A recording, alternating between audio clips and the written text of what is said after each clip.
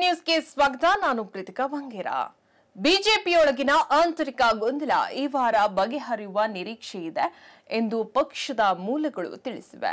February 20ರ ಒಳಗೆ ಅಂತಿಮ ನಿರ್ಧಾರವನ್ನ ಹೊರಬೀಳುವಂತ ಸಾಧ್ಯತೆ ಕೂಡ ಇದ್ದು, ಪಕ್ಷದ ನಾಯಕರ ವಿರೋಧದ ನಡುವೆಯೇ ಬಿವೈ ವಿಜಯೇಂದ್ರ ರಾಜ್ಯಾಧ್ಯಕ್ಷರಾಗಿ ಮುಂದುವರಿಯುವ ನಿರೀಕ್ಷೆ ಕೂಡ ಇದೆ.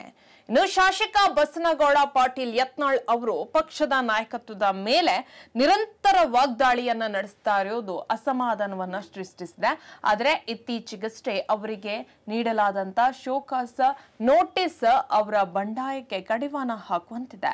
ಆದರೆ ಇದಕ್ಕೆ ಪ್ರತಿಕ್ರಿಯಿಸಲು ಯತ್ನಾಳ್ ನಿರಾಕರಿಸಿದ್ದಾರೆ. ಮುಂಬರುವ ಚುನಾವಣೆಯಲ್ಲಿ ಬಿಜೆಪಿಯನ್ನ ಗೆಲುವಿನತ್ತ ಕೊಂಡೊಯ್ಯುವ ನಾಯಕತ್ವದ ಗುಣ ಯತ್ನಾಳ್ ಅವರಿಗೆ ಇದೆಯೇ ಎಂದು ಪಕ್ಷದ ಒಳಗಿನವರು ಪ್ರಶ್ನೆಯನ್ನ ಮಾಡ್ತಾ ಇದ್ದಾರೆ.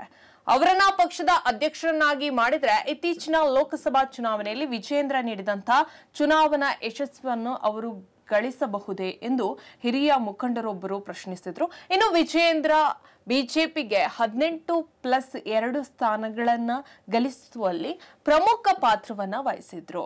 ಇನ್ನೊಬ್ಬರ ಸ್ಪರ್ಧಿ ಕೇಂದ್ರ ಸಚಿವ ವಿ ಸೋಮಣ್ಣ ಅವರ ವಯಸ್ಸು ಮತ್ತು ನಿಷ್ಠೆಯಿಂದ ಸಂದೇಶವನ್ನ ಎದುರಿಸ್ತಾ ಇದ್ದಾರೆ.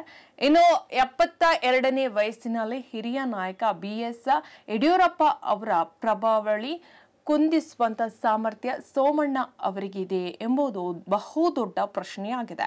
ಇನ್ನು ರಾಜಕೀಯವಾಗಿ ಭದ್ರತೆಗಾಗಿ ಕಾಂಗ್ರೆಸ್ ಜೊತೆಗಿನ ಅವರ ಹಿಂದಿನ ಒಡನಾಟಗಳು, ದೃಢವಾದ ಬಿಜೆಪಿ ನಾಯಕರಾಗಿ ಅವರ ವಿಶ್ವಾಸ ಅರ್ಹತೆ ಬಗ್ಗೆ ಅನುಮಾನಗಳು ಕೂಡ ಇಲ್ಲಿ ಹುಟ್ಟುಕೊಂಡಿದೆ.